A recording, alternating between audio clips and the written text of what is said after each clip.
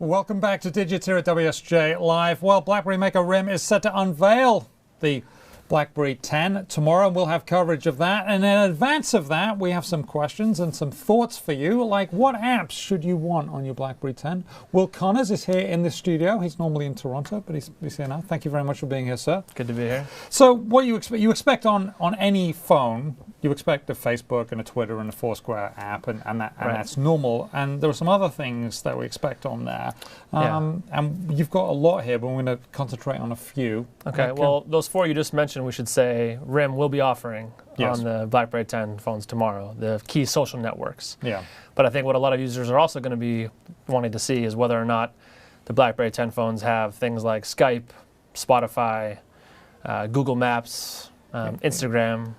Why are those so very important? Well, it seems like those have become almost a baseline now for any kind of smartphone maker to offer users. If they don't have those, they're really handicapping themselves in the market, and I don't think they're going to... So preloaded is what you're saying, right. Not just I can go load. Right. As we've seen with Facebook's web-only iPhone 5 app, for example, didn't quite satisfy consumers, and we all remember the Google Maps snafu. So I think... No, the Apple Maps snafu. The Apple Maps snafu, that's right. So I think for BlackBerry 10 to have a shot competing with iPhones and Samsung phones, it's going to have a lot of these really popular apps ready at launch. Ready at launch and not good enough. Now, one thing I know about apps is they come and they go, and some are hits, and then some are hits for a long time, and some are hits for a little while, and then they go. Why not just let people just say, oh, okay, it's blank. You do what you need to do. Well, RIM doesn't have that luxury anymore. Yeah. They have to. These phones have to be a success relatively quickly for the company to have any real shot.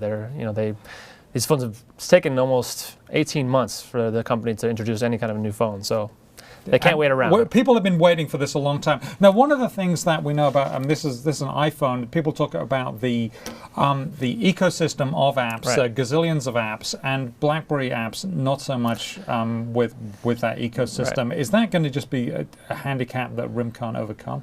Well, they're trying really hard. They have publicly said that they're going to have around 70,000 apps at launch tomorrow. That's pretty impressive. That's pretty impressive, especially for a launch. Most phone makers don't have those at launch, so they're working around the clock. 1,000. Yeah, but their chief outreach team for application developers have been flying around the world for the last 6-8 months, nonstop, trying to convince developers to build apps for the phones. And we'll see tomorrow whether they convinced enough people to build them. It is interesting. We have no idea whether Instagram, Spotify, and Skype and Google Maps are on there. We have some ideas, but we're going to have to wait and see until tomorrow. We're going to have to wait and see. Now, I'm interested that you put Skype on that list, right?